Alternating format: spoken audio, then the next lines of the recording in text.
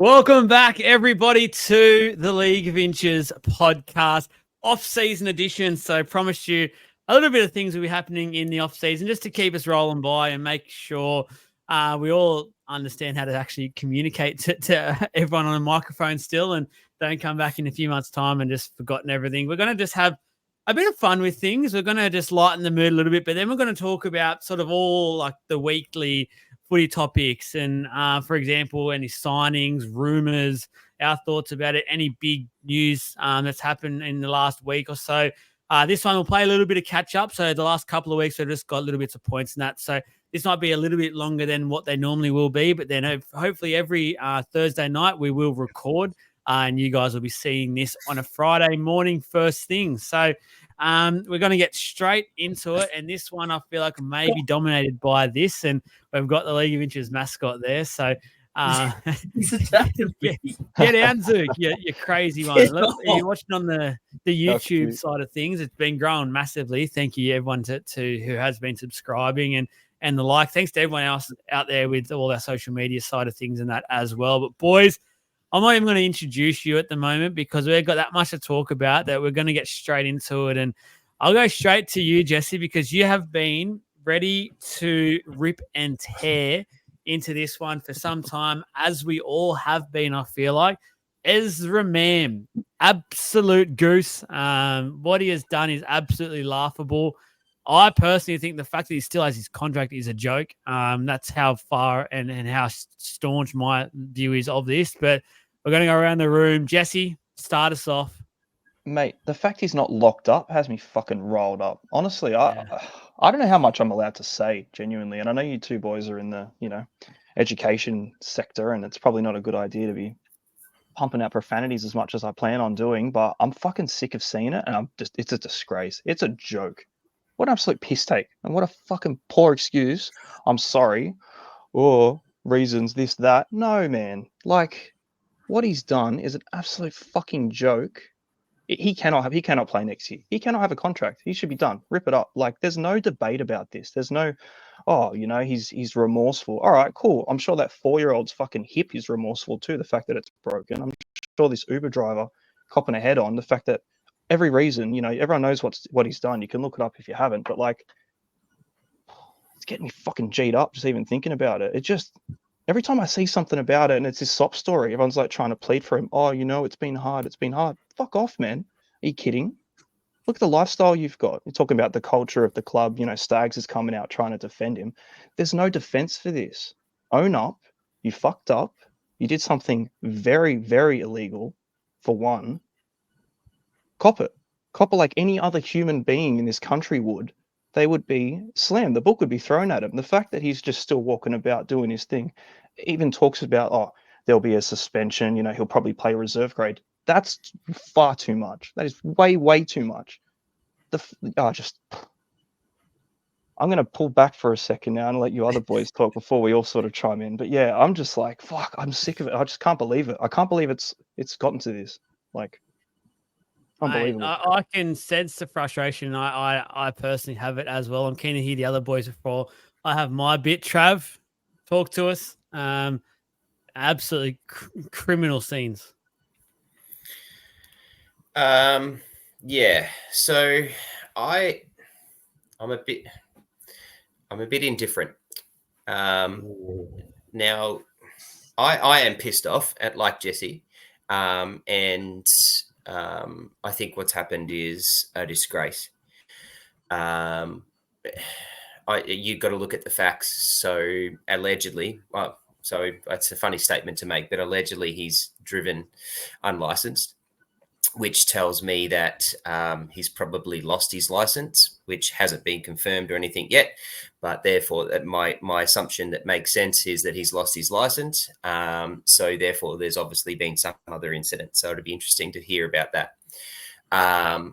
The other facts are that he was driving under the influence of drugs, and this has therefore caused a pretty major accident, which, thank Christ, hasn't resulted in a death.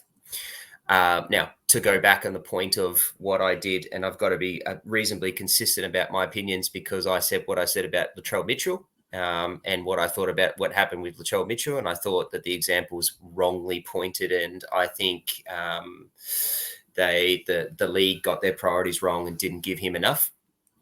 And I think common sense is going to prevail here. However, Latrell Mitchell is obviously, late 20s. Latrell Mitchell's been in the system a long time. Latrell Mitchell's had years and years worth of experience taught to him.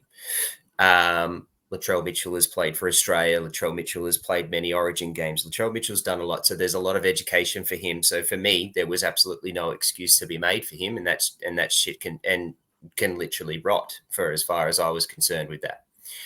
Ezra Mam's a little different. Now, okay. If he had have caused a death, and if it was my family, I'd be running for his throat, 100%. But he's 21. He's still young. He's still learning. He's got all these dollars in his pocket. So that's a big thing that we've got to consider. I think the other thing we have to consider is that he's also a First Nations fella, and there's a whole lot of background and a whole lot of trauma and a whole lot of decades worth of generations worth of trauma that is ingrained in him, unfortunately, which research suggests, and I've learned in my current role. So I have a little bit of sympathy and empathy behind some of that as well. I honestly believe that even saying that this is a fella that still should have his contract torn up. I think this is a fella that should have no ability to play for at least 12 months in any professional or semi-professional position. This is a fella that needs to have some sort of major consequences. But I think we also have to be a little bit lenient on the circumstances of who this is, in my opinion, and what's happened, and bear all that in mind before we sit there and attack this guy. I also am big on, and I'm sorry that this is long-winded, but this is quite passionate, and there's a bit of stuff in this that's passionate for me. But I'm also very big on mental being and the issue that can cause, and that we hear that he's checked himself into rehab because of things that have happened, and that there's a mental, he's got a problem, and there's that sort of stuff. And people more often than not don't just go and check themselves into rehab, right? It's a moment or something that Matt has a major mess up that causes them to go, holy crap, I've got some serious problems. I need to do something. What we are thankful is that this moment that he's had has not caused a major mess up, and he's now checked himself in. What I'm hoping for is that it's not taking the piss. I really hope that he's actually gone in there for legitimate reasons, and that he's not trying to save his ass and he's using that as an excuse. Because unfortunately, too often I hear in my field and others that this is an easy thing to throw out, and they use, and they can take the piss out of this. And there are legitimate people out in the world that have these serious problems. And that would be an utter disgrace if that's the case. But people need to have these moments. We don't generally just go, okay, I've got a problem, I'm going to go fix it. Like, that's not what happens, in a marriage breakdown, because someone has a problem, right? And you don't really realize until you've lost the person. And then you go, holy shit, things are wrong. So that's my take. I truly believe that we need to throw the book and set an example, but I also think we just need to be a bit mindful of some of the other circumstances before everyone sits there and attacks. And I've seen a lot of people attacking him. And we just have to bear in mind those points. I apologize that I took four or so minutes there, but yeah, there's some points that I've been thinking about this for days on end. I just wanted to get that out there. Don't apologize. That's why we have you on here, and that's why we love you, because of how you view things. And obviously you're very, very good at explaining things, and a lot of people out there love that about you.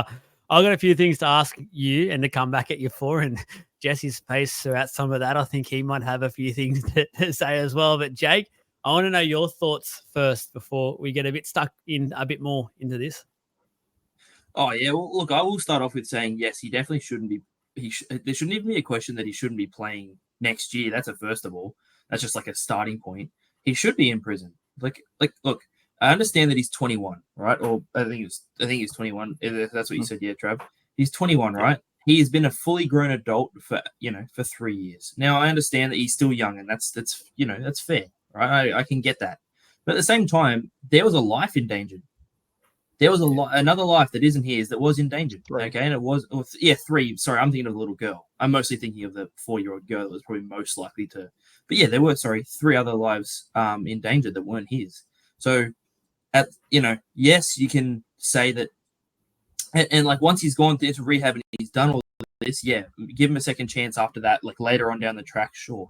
But to start off with, I don't even know why it hasn't even been discussed that he's not, currently sitting behind a bar somewhere. Like at the moment, he has put 3 people in danger. 100%. Or a bail. Yeah, At sorry. least You know on what I bail. mean? Like, I don't think. yeah, you get what I'm sort of saying. Like, it hasn't even been discussed. Like, and don't get me wrong, I don't think that I am personally attacking him. It's just, I feel that enough times that NRL players don't get, I don't know, they don't get like criticized enough for their actions outside of like because they're stars. Like it's not right at all. You have these different players and people who have been charged with domestic abuse and things like that, and then they've taken the field the next week or the week after. Like it's not. And I know that's a separate issue, but it's just like it feels like it just keeps happening, and people keep getting away with it. So if they can keep getting away with it, then why wouldn't they? And I know it's fantastic that he's checking himself into rehab, and like you said, Trav, I hope that is for his actual benefit. I hope he's done that, not just like a publicity stunt to be able to then go and I'm putting myself in here. I definitely have a problem. I want to go, still be able to play and stuff like that. I hope he's trying to get better, but at the same time, he shouldn't be like if he's in this kind of mental state, he shouldn't be playing next year. That's for sure. Like if he's in this sort of state where he's doing stuff like this, give him a year off, whatever. But he shouldn't be playing. That's my number one. He shouldn't be playing next year. And yeah, look, I'm a big believer in second chances, but that should be coming way down the line. It shouldn't be any time. It shouldn't be any time now. If this little girl had passed, and the others, it's not like I don't, no one else was involved, but kind of more thinking of her because she's got that big injury. This whole storyline changes. You know what I mean? And it could have happened that easily. Like this whole storyline changes, and we're not even talking about it. He's in jail and it's done. You know what I mean? And it's just because he got lucky that and everyone got lucky that they didn't pass, and no one got killed. That he is still free and that sort of thing. So I don't know. That's my kind of thoughts on that, I guess. And first of all, before I start, I'll just say that all of this is our thoughts. Obviously, this is before the court still. All that, there's a lot of this is still technically alleged. We've got to continue to say that, even though a lot of it has been literally seen via camera. So we do know sort of what has happened, and the public now knows most of it, the test results, the first test results, all that. So we can talk a lot factually, I guess, in a way, but it's all alleged still while it's before the courts. We don't want to get in too much trouble here. But again, these are all our opinions. And I'm sorry, but I'm going to be very blunt about everything that I say about this situation, because I just think it's absolutely piss poor that we're having this conversation once again after what happened during the season with Trindle and what he did. I think the NRL was really, really soft with their punishments for him, and no wonder that the players are now seeing 3 more cases since go ahead and get involved with this sort of drug taking stuff and get that in the system and be around it. If the NRL came out to Trindle and was very harsh on him and made sure that the players went, oh, I better think twice before I get involved with any of this stuff, especially publicly, we would not be seeing the 3 cases we've recently seen when it's involved Latrell, Josh Adokar, and now as Ramam. I understand everything that Travis said about the background and things like that. That for me doesn't excuse anything, though. That's a human being. He's a man, whether he's a young man or not. I remember me at 21 years old, I would not have done anything that he's just gone out to do. So I don't buy that at all. You need to be better. You're in a position, you're a public personality now, whether they want to be that or not. That's the career path you've chosen to go down. You get the big money contracts. He's just signed one himself.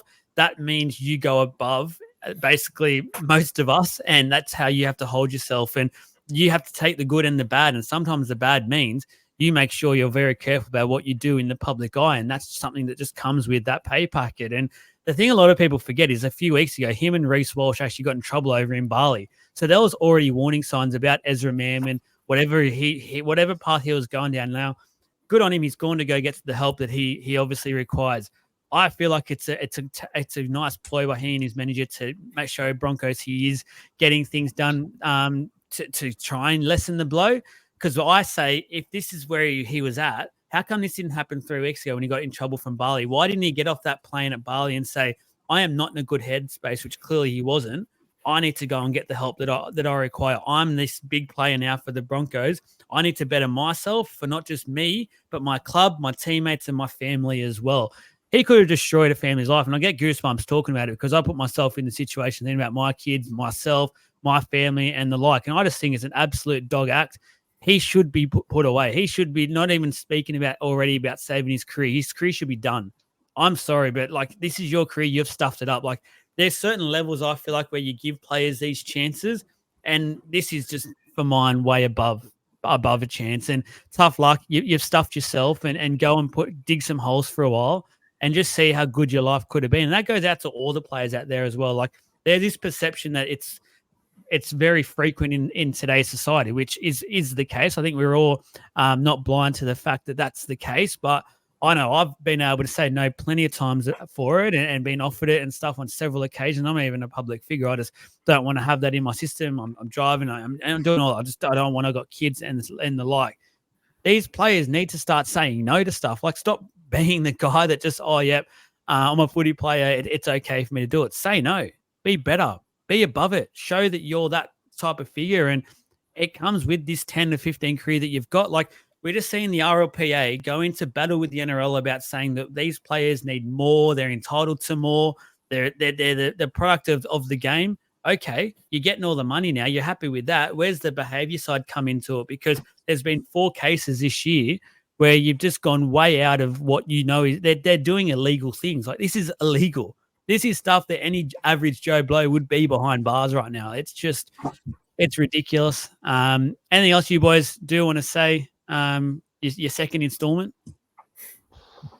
Man, I think what you mentioned about the rehab thing. Okay, fair enough. Rehab, cool. You know what I mean? Good on you. I think it's a joke. Honestly, I don't think he means it genuinely, and that's my opinion. I could be completely wrong. Obviously, things have happened, and he's gone and sought help after the fact, well after the fact. Could have done it weeks ago. Could have done it at any point. You know what I mean? Could have done it anywhere. But holy shit, my career is in jeopardy. My contract's about to get torn up. Let's try and play a bit of leniency. Let's try and play like we're remorseful for it. Okay, you're remorseful. Too bad. I'm sorry. Too bad. It happened. Like, do your rehab. It should have no bearing on what the NRL thinks about what punishment they give you. If they take your rehab as, oh, he's trying to be okay, let's, lighten the load a little bit off him, that's a joke in itself. So I just think it should have happened. Yes, he should be in rehab for sure, but I don't think it has any bearing on, if they're going to be lenient at all. And I'll be fuming if it does. But I just don't know, man. They have to do this. Like, there's been too many cases this year, and just specifically this season gone too, where they're so light on punishment for these particular things. But, Spencer Leniu cops the biggest suspension of the year. Yeah. I think. So it's like, where are the priorities? You know what I mean? Like, people are at risk. Like, this is a life and death thing. Fair enough, he did have this accident with these 3. Super unfortunate. But it's not to say he was still driving around that night. It could have been anyone. There could have been more. He was on the opposite side of the road. It was oncoming. And that's the thing. Like, okay, so he gets home that day. You know what I mean? He gets home. He was unlicensed. Yeah. He obviously didn't care that he was unlicensed. He's been driving unlicensed. Who gives a shit? He would have done it the next day, potentially, probably the next day as well. Who knows? You know what I mean? It's just because this event has happened that everything has led on from it. Had this not happened specifically, who's to know? No one. It's not going to stop him. He's not going to go to rehab. He's not going to stop driving. He's not going to stop doing whatever else he's doing, because at the time there's no consequence for it. And it's like, you just have to wait. We have to wait for this catalyst moment for something to happen before anything actually goes into play. And I feel like that's with everyone. But, you made the point, Trav. You made the same point about it. Like, it takes these moments to better yourself. But, like, what's it going to take? It's going to take someone to die before the NRL actually takes punishment seriously. And that's what the education's trying to talk about. And you're right, and I agree. And what we want the education to do is to get to these people before these moments happen and go, hang on, you've actually, and identify within yourself that you've got a problem. Unfortunately, that's not what happens at this point in time. And we get to moments like this, and then we have to thank our lucky bloody stars that this person, or there's no death or anything that's happened here, or that it personally affects me for stupidity like this, right? So the change. For that change, exactly. So this is the society we're in now, and as a society, there's a message here that we all need to take as well, and that's a whole bigger thing that we're not here to do on an NRL podcast, but that's a point, like, and that's the point I'm trying to make. And at no point am I trying to make excuses for him at all. And at the end of the day, and I said this just before, that if that was my wife driving in that car and she cops a major injury, or my kids are, like, I'd be hunting for his throat. Like, I get it. Like, I 100%. I just, that's not the moment that's happened here. And that's not what's played out here. And we're bloody lucky that that's happened. And I hope, Jesse, that, and as you said, and I agree with you, I hope that this rehab doesn't affect the court case. I'm more intrigued about what actually happens legally than what happens in the NRL, because too often and too much we find that professional sports people don't get trialed the same as what you and I would. They just don't. And so the things that happen to them, we would get way more. But the reason being is because they're professional. They're in the eye. They've got the money. They pay for this stuff. We can't. We don't do that. So I'm more intrigued about that. I think what the NRL needs to do is just maybe put a stance forward and say, okay, at this point in time, we've got a probationary 12-month ban. His contract's removed. He can't go and play. We're banning him from playing internationally. We're banning him from going to Super League. He can't play in the Resis. He can't play in the bloody New South Wales League. Whatever. He's not allowed to do that, right? But do it as a probationary, and then say, now we've done that, we've made a stance, we'll wait and see what the courts make, and depend on what that happens is to then depend on what the further consequences are. And that's what I really hope that happens. And then we'll wait to see. And I hope the courts then take that for what it is, and he gets tried for exactly what he should be tried for. I think the final disappointing thing I believe in this instance is we know that no fault standard that the NRL do have, and they can invoke if it's, I think it's the jail sentence carries 11 plus years for what they've allegedly had done. But I actually heard on a podcast, I think it was yesterday, on the Footy Talk one with Michael Chemis and the journos, Danny Wilder and stuff. They mentioned that the NRL actually can, even if it's not an 11-year period, if they deem it's worthy of, they can actually enforce the no fault stand down for something that they believe is serious enough. And I am genuinely disappointed in the NRL here. I think they've dropped the ball massively. They should have literally come out the day after and said, Ezra Mam has been stood down. He is not part of the Broncos or the NRL at the moment, and really been on the front foot. We still haven't heard anything official from them, the Broncos, or nothing, basically. And I just think that is hugely disappointing for the Broncos side of things. For a club that is clearly a basket case at the moment, they're an absolute laughingstock on and off the field. The longer the days go and the weeks and stuff, the worse that they seem to get. Madge couldn't have got there at probably a better time in a weird way to help fix all this massive mess up. But if you're a club copying what you're copying, like, seriously, you'd be first of all telling players like Staggs to shut the hell up. Don't get involved. Don't say things to sort of back him up because he's done something, again, illegal. Like, I know he's your mate. Everyone knows that he's your mate. You'd probably back him and be there to support him, but don't come out publicly and back him because it's a bad look. It doesn't look good. It's not something that as a club should be sitting back going, oh, we're supporting the guy. We're there for him. So you'd be telling your players, any Ezra Mam stuff, just distance yourself. Be there privately, message him, call him, whatever you need to do. But publicly, public eye, just wipe your hands. And as a club, you'd be saying, we're distancing ourselves from Ezra at the moment. We'll come back to you after the court case. But while this is all happening, both the NRL and the Broncos should be just wiping their hands and going, clearly it's a very bad situation and we do not want anything to do with it. I just think that's a hugely disappointing part of this as well, that just everyone's just sat there. It's just, I hate it. I hate it. But anyway, let's talk about Sammy Walker, rumoured today, nothing official from the Roosters, a 2-year extension, which is rumored to be about the $1.1 million mark a year. So he's becoming one of the, I think he's 15 now, $1 million men in the game, which is huge for Sam Walker. Jesse, you are the token Roosters fan on this potty. What are your thoughts around this one? And do you think that is a good deal, overs, or what? Pay the man. Pay the man is 1.1, 100%. I said it before. I said 1 mil, at least 1 mil, in the last time we spoke about his contract, and I stand by it. 1.1, happy days. I'll take it. There's no halves. They've got a great one. You know, he's forming himself into this like absolute. I wouldn't say elite because he does have his up and down, but he's just got this such a fun game. Like he plays this really cool eyes up stuff. Like there's very few like him, and I think the Roosters are, you know, if they can lock him down for like especially long term, I love the move. Yeah. All about it. I am a massive fan of it. Jake, your thoughts when you're seeing this one? I think surely they could have locked him down for under $1 million. That's what I reckon. Don't get me wrong, like Sam Walker's a good young talent. Is he an over? Does he? Who are the other over $1 million players? Like you got Ponga, I think is one. Your Pongas, your Clearys, yeah.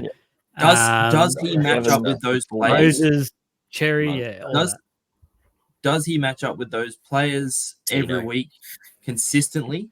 Got to look at the current market too, though. I know. Look, I understand that, but I think could the Roosters have gotten away with getting him for $900,000? Like, I know it seems like trivial, but at the same time, it's $200,000, and I just don't think that it seems like that bit picky from me. But is that extra, $200,000 for him worth it when that possibly could have gone somewhere else? And I just don't know if he is an over $1 million a season player. I don't think he's shown that yet. I think they're taking the leap of faith on him, and that's great. I think in the current situation for the Roosters, with the amount of losses they've got at the moment, they really couldn't afford to lose him. Their cap's obviously freed up quite a lot. They've got the extra 200 if they need to pay the guy for a bit more stability and someone to steer the ship. You know, they got Chad Townsend now, fair enough. But like, look at the losses, man. Look who's leaving. If they lose their halfback at the same time and Kiri, you know what I mean? Yeah, wouldn't spoon favourite. What do you do? What do you what do you do? There's nothing. Well, I was going to say, I suppose losing Kiri, they obviously want to they desperately want to keep their main halfback, which does make sense. It just doesn't seem like, this will sound weird, but it doesn't seem like a Roosters move. It just seems like they usually are very balanced, like with their kind of how they spread. It feels like they were pretty balanced with how they spread their money. But obviously, the context calls for it, then it calls for it. It just seems like too much at the moment for me. I just think 900,000-ish, 800,000 maybe could have sufficed, and even on a longer term deal potentially or whatever. But he's only gone 2 years, which is interesting to me as well. I honestly think if he got to November 1, which was obviously the real worry here for the Roosters, there was probably about 3 clubs that come to mind that would have been giving him seriously like 1.2, 1.3. Like it would have become like seriously silly money, because when you think about it, Cherry Evans needs to retire probably in the next year or two. Like his expiry date is quickly approaching. Adam Reynolds is the same. Johnson, we've just seen retire. Like the halfback ranks is very quickly depleting. It's very hard to find that real dominant sort of player. And I actually think this year, Sam Walker has played his best football when he's been in control of the Roosters, and they've played the Sam Walker way. And I think that meant the likes of the Broncos, who were heavily rumoured to him, would have been very hard in on him. I think majority of the Queensland clubs would have had a real good shot at him as well, having those family ties to Queensland. So I think it's a good signing. I think 1.1 isn't as big as what 1.1 probably used to seem 3, 4, 5 years ago. I think it's becoming a lot. The salary cap's constantly increasing year by year, and 1.1 is probably the old 950 in a way. Trav, your thought? Future Queensland Origin halfback, probably in the next couple of years. What's he still only 21 years old? He's a halfback. Name me 4 halfbacks better in the league at the moment than him. I do agree with Jake, though, at this point in time. I don't think he's worth 1.1. But, as you said also, Jake, it's the leap of faith. And as you said, Jesse, they got to. They've literally got to sign that star power because of so many dudes that are going. And what Sam Walker's going to build himself into is that is that leadership and that leader and that player that players are going to want to come to. So I think he's also got the drawing power as he gets himself better. So I think it's a no-brainer to pay him that. Personally, I don't think it's worth it just yet, but he will be. Joel, you've hit the nail on the head. Salary cap at the moment is growing. It's only going to grow. So 1.1 probably isn't, you what 1.1 means. But like you just gotta take him because there ain't none around there that are proven. And the dude's a gun. He's going to get better, and as he gets better, and as he gets more consistent. And on a side note, there, Jesse, geez, you spoke well for a dude who only likes Supercoach. Hey, what do you mean, mate? He can fake it very well, Jesse. He's actually a closet footy fan. I know people don't believe that, but they believe he's just a Supercoach man. But he occasionally watches the odd game of football for a football content instead of a Supercoach content. But only goes to watch as long as yes. I was going to say as long as it's the Roosters invited. Yeah, no, he's only watched Dogs games this year. So. I went to one game this year and it was a Dogs game, but I was invited. So I went along. Jake, just to get your thoughts on this one, Mike Acevo, Parramatta have confirmed he will depart the club. Rumored to be off to the Super League. I don't think he will be playing NRL again. What are your thoughts? Bye-bye. Look, no, all right. No, look, all right. I obviously, like everyone else, loved Sevo when he came onto the scene. He was raw, but he had that potential. And honestly, I still think that size-wise and talent-wise, like he's, everyone sort of seems to think that he can't catch. And I know that sometimes he has those bad hands, but sometimes he catches these freaky, insane balls as well. Like, it's insane. But it's just, I dare to say, if he had the brains for it and the sort of the drive, he could be the best winger in the comp, but he just doesn't have it. He had it for maybe a year, potentially, where he kind of showed that. He doesn't have that anymore, and it could just come with age or injuries or whatever. But he was with us for another 3 years. He was going to be with us for another 3 years, I'm pretty sure. And 2, I believe. Was it 2? I'm pretty sure it was. 2. I thought it was 3. Okay. Well, either way, 2's too long. Too long for him because he wasn't even showing it this year. So 2 more years of that would have driven me up the wall.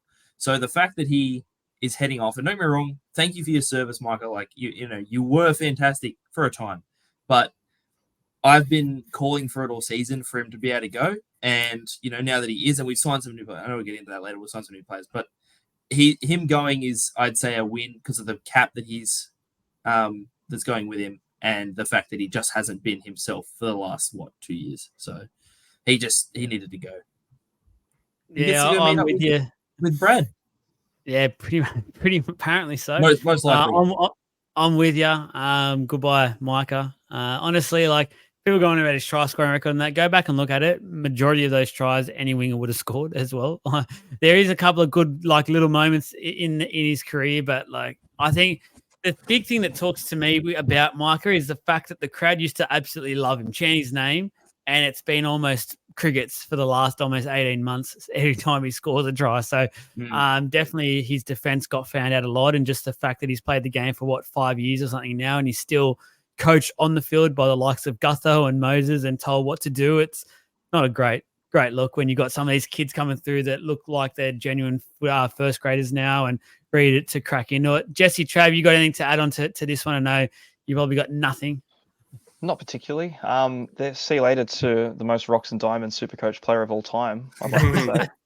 That's about there it. It is. That's where I was going.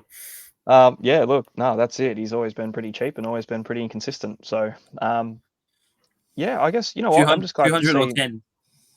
200 or 10, no in between. 200 or 10, no in between. 100%. Yeah, no, that's it. No one's going to knock Teddy out anymore. Thank God. Yes. So that's relieving. I think he did it twice. Yeah, no. Good luck in your future, mate. I never owned him, Thanks so for everything. It doesn't matter. The only question I've got and I'll ask you boys is, realistically, where are Para going to be next year? Who's better than him at the moment? That club? Yeah. So we've just signed some new players for we're going to talk. Actually, we'll talk about that later. Yeah, we'll talk about that soon. But like, yeah, I don't know. I just you've got people crying out for more depth. You've got people crying out that you haven't got a list yet. You've got like who else is better than him that you've got at the moment? Where are you realistically going to be next year? Like, do you really want to suck that much? And as much as look, I don't think he's very good, but yeah, I don't know. Like, I think it's a bit harsh. The thing is, Trav, I'll say this. The thing is, Trav, he's getting worse every year. So, this year, it would have been more and more rocks and less diamonds. Like, it just wasn't worth it. And, I'd rather pay a little bit of money and still be able to get a little bit back to be able to use on somebody else to get rid of him personally, if he's going to keep playing that way, and be able to sign some younger players. We have some young players coming up through the ranks. We've got young Richard Penasini. We just signed, I know we're going to talk about this later, but we just signed that Joash Papali'i. We've signed some young players coming through. We will have some speed on the wings, and he just doesn't have that anymore. So I'm happy with it. Personally, I'm okay with the decision, 100%. Yeah, I'll tell you screaming for change. I'll tell you what this reminds me of. You know what Marcus Sevo reminds me of at the moment? You're playing Where's the Gold? You smash a feature. You're like, you beauty. And you continue to get the worst row that you can possibly get every single time, and it's doing your head in. So I think that's where Micah is. To answer your question, Trav, I think what you'll see from Parramatta next year, and they've identified this quite a bit the last couple of weeks, and lucky enough to have a couple of little chats here and there myself, but they are going for they want to get some speed into that back line. And Sevo he was the size of an absolute truck, and everyone wished he would just run with a bit of heart. He just never would. And it's a shame. If he ran like Semi was, he probably would have been a better player than Semi. That's the thing. And Semi was a freak. He just doesn't have it in him anymore. And I think the club knows that. While they can get something for him, release him while the club wants him. If you waited another 12 months or so with the performances he's been putting in, you probably end up stuck with him for that extra year, and no one would look at him at all. So the club's identified a few things. They're making some changes. They want to go in a different direction moving forward with some of these younger players that are coming through, build for the future and not immediate success in a way. They want to actually build something with the club, and I think we've seen that with some of these signings coming through.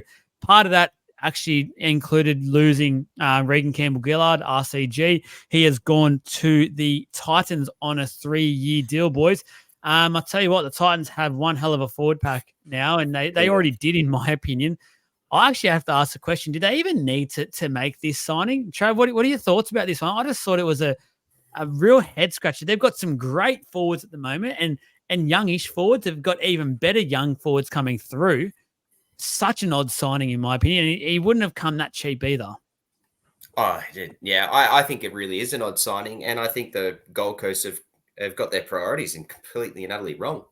Like it doesn't make sense to me. You've got you're talking about all these young guys that came up this year, which had a pretty good year, as exposed and helped to sort of have a really good middle start of the middle pack of the competition, where they did pretty well, based off the back of JC sort of taking over and playing that ball running leadership guy. And then don't forget, they got freaking Tino coming back, who's the best FRF in the comp, I'm going to say. I mean, they challenge that to AFB, and AFB says, hang on a second, here's my beer. But like Tino is, I wouldn't take, I'd still take Tino over that. And I do rate Fisher House. But yeah, like, it's odd. It doesn't make sense to me. And the money they would have given him, like, surely they can load up and find something. Like, they've got to get it. I think they've got to get another halfback. I don't know how long Foran's got. And I think he even showed this year that he's only got half a year in him if you're bloody lucky. And that's a problem. I think you could re-sign and lock up some of your young guns that are there. Like, yeah, I think they've stuffed up pretty majorly. But holy crap, their forward pack is a gun. Have fun coming up against that and walking off the rehab room after a game against the Gold Coast Titans is going to be pretty packed. Yeah, you're going to come off Can I with jump a in? few bruises. Yeah, I was about to throw to you anyway, Jake. Go. I'm going to disagree. I actually think that him as a signing for them, and now you're saying they have that forward pack, is going to be massive, because think about the speed of some of their backs. Like, you've got Jaden Campbell. he's electric. But you give him an even better forward pack to go behind that's going to leave those, leave defenses on the back movement, like pushing back. That's where he thrives. AJ Brimson, same thing. He's a freak, and as soon as there's a bit of space between those two, man, it just sparks are going to fly. You got out on the wing, Alofi Khan Pereira, speed demon. Absolute speed demon. Obviously, what's his name? The half. You just said it. Foreign, yeah. Obviously not a speed demon there, himself. But at the same time, you don't necessarily have to have that. Like, last year in their grand final, you had the Broncos who played with, Ezra being their sort of speedy half, and then Adam Reynolds, who just doesn't have that legwork in him. But behind a good forward pack, you can see what they can do, and I think that's what's going to happen. I actually think that I'm going to make an early prediction and say they'll make the 8. Oh, Jesus Christ! I'll drop the mic, turn around, and walk out. See you later. See ya. You're right. I'm going to point to counteract what you've just said, Jake. But I thought of Jesse first, so I'll hold my horses. Look, I like Campbell Gillard, man. I think he's a great player, but I just think, like they don't have the priorities right. Obviously, they've got this problem with their fullbacks. When Brimson's back, who do they play there? Now they got this problem with their forward pack too. They've just got this hole in the halves, and it's like, they got Jaden Campbell there, but how many times have they been chopping and changing the 5/8s and the halves, and they can't lock anything down? Like even the hookers, Randall and Verrill's like rotating as well. Like they've kind of worked that sort of thing out, but I just don't think Campbell Gillard really puts his foot in front of Fodawaker and Jolliffe particularly. Anyway, like I think they're solid. I think they're both great starters. Then you start to look at like Palacia, Isaac Leo. You've got all these other guys that are just sort of chipping away. Cleese Haas, like there's so many forwards that they aren't utilizing anyway. So then to spend this big coin on a front rower who's, past his best, well past his best, when you've got like, okay, Fodawaker didn't have a great year, but Jolliffe did before he got injured, and he was quite solid, and I think he's going to be really good for him. And then bringing in Tino as well. Like you've got to forget he's there too. So like you put him, he's immediately back in the 13. Okay, then you've got to rotate this other position. This other guy's got to get a spot. Now they're going to play in reserve grade, and then you've got to fit Campbell Gillard in over these other two that are probably better than him. I'm like I'd love to see how much he's on, because it can't be cheap, really. I think Tino will end up playing lock like he did when he was at the Storm. Yeah, he was playing lock before he got injured. Yeah, was he playing lock for the last 2 years?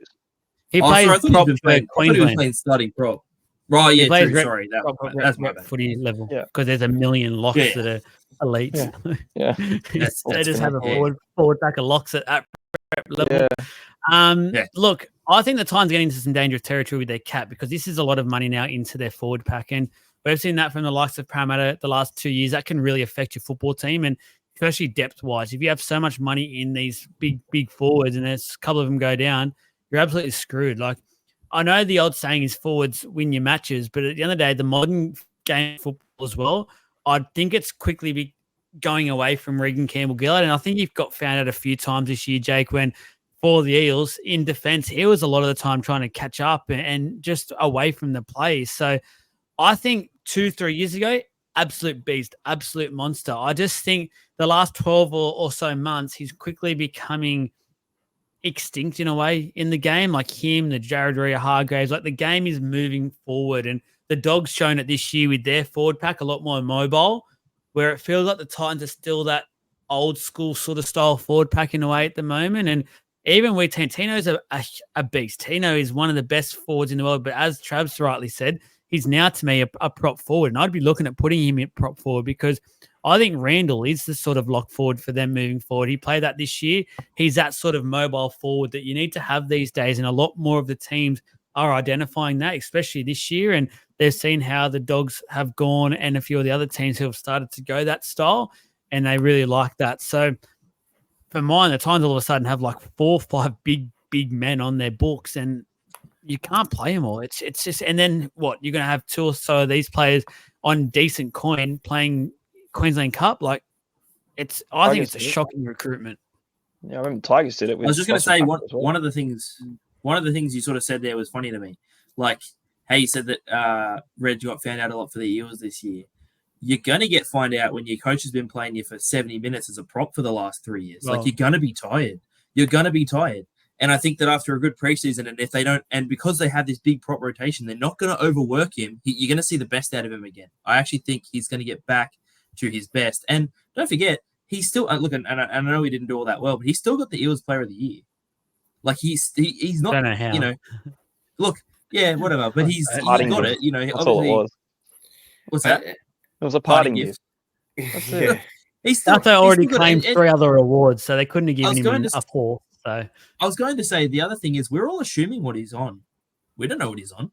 They might have got a cut price deal. That's rubbish because the Cowboys wanted him. Yeah, they had to pay to I get can him. confirm That's rubbish. He's on a decent. Be over wicket there. 6. Yeah, be over 6 surely. Yeah. Yeah, but see, I think you'll see, Jake. That's not the point. The point is like, yeah, okay. Let's hope RCG does come back because we all like him. He's a good dude, and he's been stuck on a power list that's been a black hole for a while, for a year now. Like it's all to him, and hope he does. But the point that we're all trying to make is the priorities, and the point that we're trying to make here is what are the Titans doing? Like where are they going? And what they don't need them. They don't need him at all. Shit, I even forgot that Mofo was there. Like Jesse reminded me, they've got Fodawaker, who's a freaking Origin dude. Like, but yeah, I completely forgot about him. And now you've got RCG. Like, they need a halfback. They need to lock up JC. They've got to get a fullback. Their centers. They've got to lock that. They've got to lock up Khan Pereira because he's a freak. Jolliff's a gun. Like, yeah, it just doesn't make sense. The money they've spent on this dude, like he's pretty much the same as what they've already got. I don't think they've actually improved. That forward pack is now bigger and going to be hard, but I don't think they've actually improved. They haven't got better, and yet they're going to have to pay this dude big money for 3 years. Yeah, it's crazy. And that's fair. And that's fair. They could go either way, but I'm going to make the prediction that at least for next year, I think that they'll make a push for the 8. Too many minutes. Mate, too many men. I'm writing this down because this is going to be a post tomorrow, Jake. This will be the end of year show. Dumb calls for the year, you reckon? We want to call it? Yeah, good. Well, 46 minutes in. You can allow it from last year. You can be like, this one's from last year, but it still counts because it was for the next year. You're getting it done. You're getting it tomorrow. Yeah, no. That's good. Put it up. That's fine. Moving on, so we don't do a 3-hour podcast for the first off-season potty. The Marcelo Montoya 2-year deal with the Bulldogs, so was at the Warriors. I actually thought he was playing decent footy at the Warriors. I was a bit surprised when I seen this happen, and obviously this is, it hasn't been official yet, but no doubt the Dogs are getting rid of Josh Addo-Carr, so this is a replacement for Josh moving forward. Look, I think it's quite a smart signing. He obviously was a Bulldogs player beforehand as well. But what are our thoughts here, Jesse, in regards to this signing? I think it's, quite a decent one.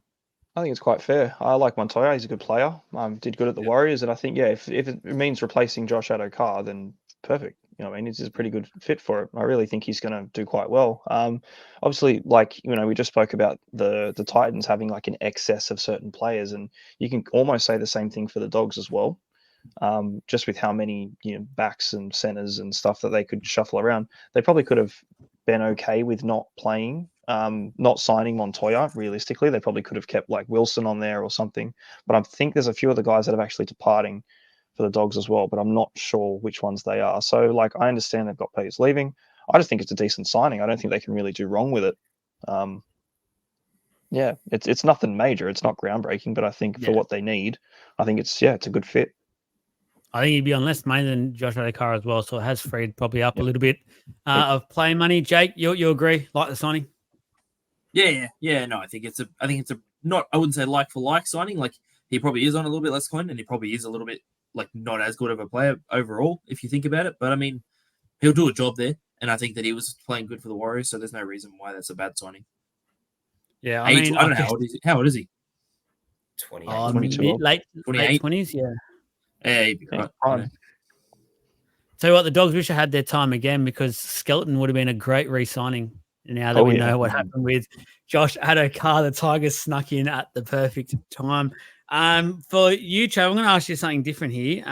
Jazz Tavanga from the Warriors has signed a 1-year deal with the Manly Seagulls. So just one of those guys that goes about his work. You don't get anything real fancy from him, but he just sort of your meat and veg type player, it's fair to say. Thoughts around this signing for Manly? Yeah, look, it's a 1 year deal. He's 29 years old. Like he's going to come in and do what he needs to do. I think it shores up Manly a little bit more. We know that Manly have got all these injuries that they always have to deal with. So another body like that, and Tavunga's no scrub. So yeah, it's a quick answer for it. He's played 138 games. He's literally, like you said, he's your meat and veg dude that they need to just shore up their lines. Yeah, they probably need one of those sorts of players that go in there and just get his job done. Be able to play hooker, lock, probably even in the forward in the props or anything if they need as well. So a decent little signing, and again, it would not be on huge coin either, and we'll get the job. I'm actually more curious from his point of view because he's obviously lived in New Zealand his whole life pretty much, and going over to Sydney for a 1 year deal, I thought he would have at least pushed for at least a 2 year deal to make that whole move, family, everything, make it sort of worth it. But hey, that's the life of a footy player. If you're getting a $200,000-$300,000 contract, I guess you move. But again, the Sydney market, that won't go very far in the Sydney market, 300K. So, Jakey boy, Parramatta have been very busy so far the last couple of weeks. They've been in the media a lot, and obviously we've seen yesterday the Eels sign two of the young Bulldogs, the real young guns a lot, especially these first guys, Joash Papali'i and Jordan Semrani. So I personally didn't know too much, first of all, about Semrani, but apparently a utility sort of outside back, that winger sort of center type guy, very quick, got a lot of speed to his game and quite a skillful outside back as well. So apparently he's screaming for an opportunity to play some of that sort of top grade football as well. So we'll see what happens in the off season. He could already be that Marcus Evo sort of replacement. We don't know what can happen in his off season. Joash Papali'i has just, I think everyone around the game has heard about this kid so far, and the raps are phenomenal on him. And I'll say one thing about this from a Parramatta point of view. I think it's been a long time since we've been able to sign one of these sorts of real young gun sort of prospect players. And goodness me, it excites the shit out of me because, as I said, like supporting this club since birth, and I don't know the last time we have actually signed one of these real kids that a lot of clubs wanted. There was a lot of teams in the market for this kid, and he's chosen us. And by all reports, he got his little Parramatta singlet and sort of shirt in that the other day, and he was wrapped to be putting it on. It meant a lot to him. So thoughts around these two kids signing? Well, yeah, like you said, I actually don't know much about what's his name, Jordan Semrani. I actually haven't heard much about him, so I'll getting any back row depth for us, or any depth at all, realistically, is a good signing for Parramatta. But yeah, I was watching his highlights just the other day. This Joash Papali'i, and the fantastic thing I think for us is he can play on the wing.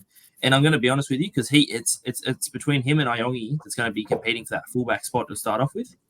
And I think from what I've seen, but I mean, I don't know either way, but I think that Iongi will edge him out to getting that fullback spot. That's what it seems like they've sort of talked about is going to happen. So I think Joash will start on the wing. I think he'll be our starting winger. You've got Lomax and Penasini will be our starting centers. It's already come out that said that Lomax will start at center, which I still personally think that he should be on the wing. That's my personal thoughts on that. But apparently he and Penasini will be on our centers. So then I'd imagine because what's his name? Simonson, even though he just re-signed, he's still injured. I don't think he'll start on the wing for us. So I'd imagine that Sean Russell will start with Joash on the other side. That's what I think will happen. Possibly. Yuck. Yeah, there's some other things happening there with Joash, and he's got a bit of talent in around the halves, the back line he can cover. The way the modern game is playing, if Iongi does get that fullback spot, which who knows, it's going to be a long preseason and it's going to be a battle. If he doesn't get that one jersey, there is very, very much a very big possibility he could become a sort of 14 type player and learn that sort of hooker role as well, but just be that depth, because we've seen pretty much, I feel like most teams have been impacted this year at some point with a backline player going down for a couple of games this year and not having the right depth to cover that on the bench, and he could fill that in really well. Jesse, you're nodding your head as well. You've heard a bit about this kid. Good signing. Yeah, I think it is. Like they're pretty good at losing good talent, the Eels. So it's about time they get one back. Blaze. Blaze. Matty Yeah, exactly right. Sanders, of course. Yeah, it's just like, geez, the plethora of players leave and you get one back. So like, it's good. You know what I mean? Like you got to have one. I hope he does well. He's a good talent. Honestly, I haven't heard much about the other guy, but yeah, I think everyone's heard of league in general. So it'd be interesting just to see what happens with him. You know what I mean? Like if they utilize him, if he actually gets the position that he should be playing, and who knows, man? Who knows what the Eels are going to be lining up like next year, because they got, they've got players to choose could be from, anything. not very good ones, but there's just a lot of stuff happening. I just pick and choose them here and there. It's just I really am. I'm actually pretty excited about some young people coming through, which we've needed for a while. We need some. you need fresh faces, man. That's all it is. It just got so stale. Like it was just the same Eels forever. So yeah, I reckon it'll be huge. I really do. Yeah. Still a bit of things happening behind the scenes, I feel like. So we'll see what happens. Trav, anything to say regarding this signing? The Storm were unlucky to miss out. No, not really. You guys all touch it. No, all good. All right. Now there's a massive list here. So what I'm going to do, just going to quickly go over the re-signing news that's happened over the last week or so. When I've got to the end of it, because there's probably about 6 or 7 players to read out, I'll throw to each of the boys and just bring up 1 or 2 that sticks out to you guys and just have a quick minute or so spiel about why and the like. So Paul Alamotti has re-signed with the Panthers until 2027. Tarpanay Tuapiki, 2026 with the Warriors. Brody Jones for the Knights until 2025. Harry Grant with the Storm, 2026. Jackson Ford with the Warriors, 2027. Matty Dury for the Eels, 2027. And development contracts for both Ruben Porter and Solomona Tape for the West Tigers. So 2 guys that probably were one of the shining lights for the Tigers this year with those players coming through. So great news there. Jakey boy, let us know your thoughts around some of the ones that stick out for you there. Oh, look, I think the main one is actually obviously Harry Grant, but I don't think he was ever going anywhere. We sort of all knew he was just going to stay where he is. So look, that one is what it is, and we knew he'd stay there. Yeah, he knew he was going to stay with Dad, Paul Alamotti, when he went off contract with the Bulldogs, my friend and I looked at each other and seriously just went, I hope our teams get him, because this kid is a freak and they haven't seen what talent they have. And as soon as the Panthers signed him, I've gone, he will be a knockout for them at some point this season. And what happened with Taylor May kind of couldn't have been better for Alamotti, because he's got his chance to come. It was a blessing in disguise for him and possibly for the Panthers too, because they got rid of allegedly a nutcase. And Thug. and they got on Alamotti, who just looks like a genuine good kid, and he's a talent. He is a genuine talent. He could see it from the Bulldogs, and they were playing him on the wing and stuff, and just doing real weird stuff with him. And I was just like, mate, he's a clear out and out center, and he's good at it. Why are you doing anyway? That was back when they weren't doing the best things for themselves. But anyway, other than that, Jackson Ford's a really good re-signing. I rate him highly. And Matt Dury, he's the type of player that for me, I think we've never gotten the best out of yet. And I'm hoping that he can get the best out of himself, possibly with a positional switch or whatever he decided to do with him. I think that he's got more in him. He runs hard. He tackles hard. He just needs to sort of, I don't know, get more of an opportunity. So I'm actually pretty happy with that re-signing. Yeah. Trav, what sticks out for you? Obviously, for yourself, you can point on and talk a bit more about the Harry Grant one as well, being a Storm fan, than anything else. Love the Paul Alamotti.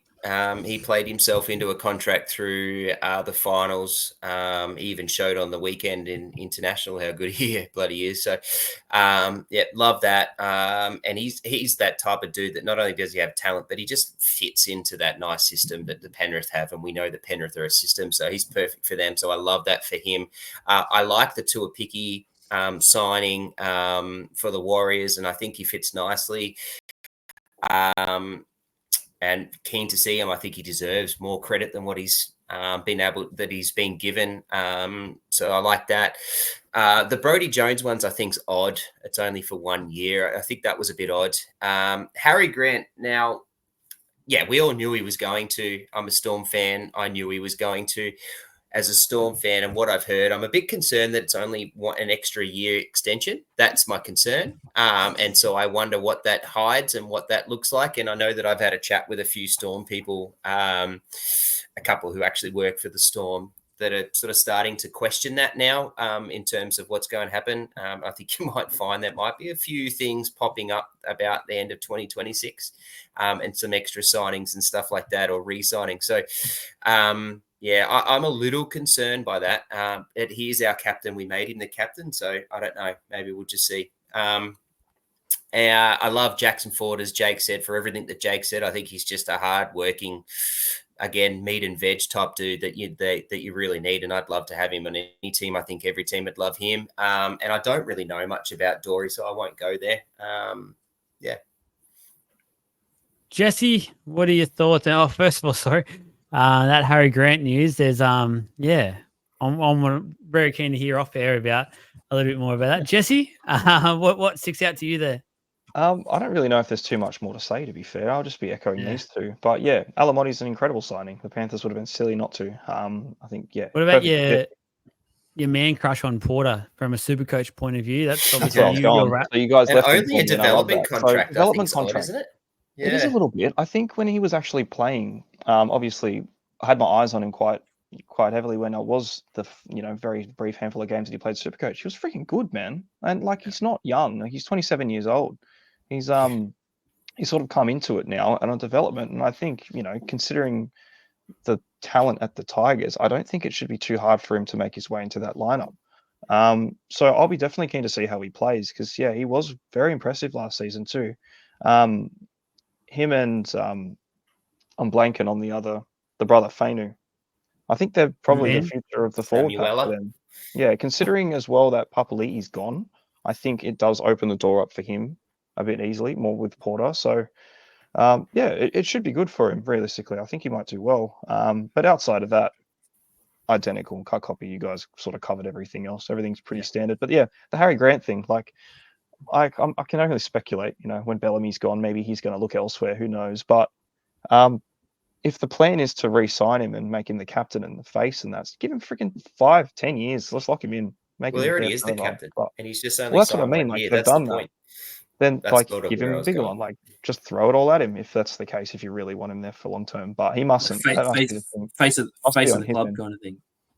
Yeah, exactly right. But it must be more so from his side that 2 is what they wanted, more than 2 is what you're going to get, sort of thing. That's what I reckon. So someone's missing home. I'm feeling it. I'm feeling like someone's wanting to do something special while Bellamy's there, and then as soon as Bellamy confirms he's out of there, I feel like 1 or 2 might be missing home a bit and done the right thing by the club, and the club will do the right thing by them, like we've seen by some experienced forwards over the last couple of years with the Dolphins. And then over the Parramatta Eels he goes. That's not home. That's not home. That's still a little bit. He's got to keep going up a bit more, Jakey boy. But wishful thinking, brother. Wishful thinking.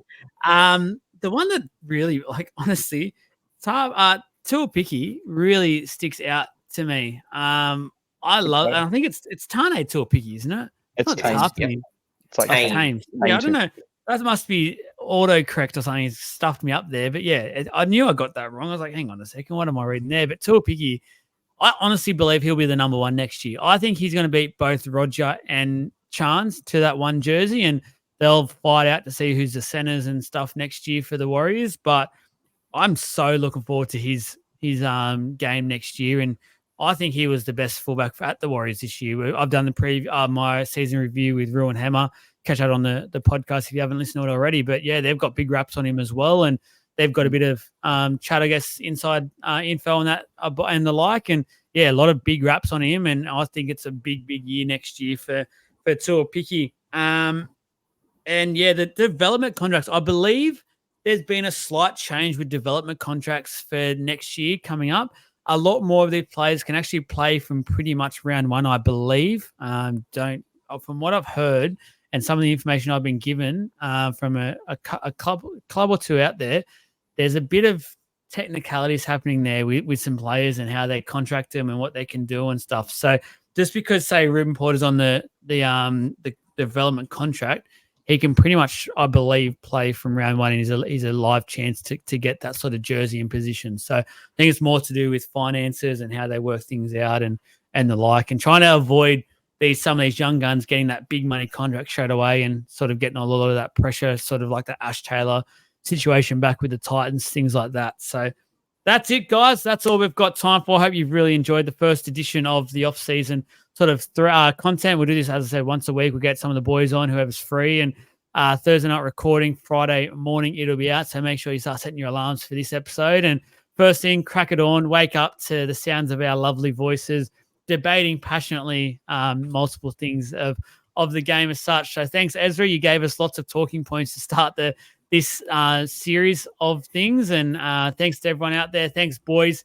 Go and enjoy another week off, and we'll get back into it next week. And make sure you check out the season reviews we've been doing for all the teams out there. So thanks, guys.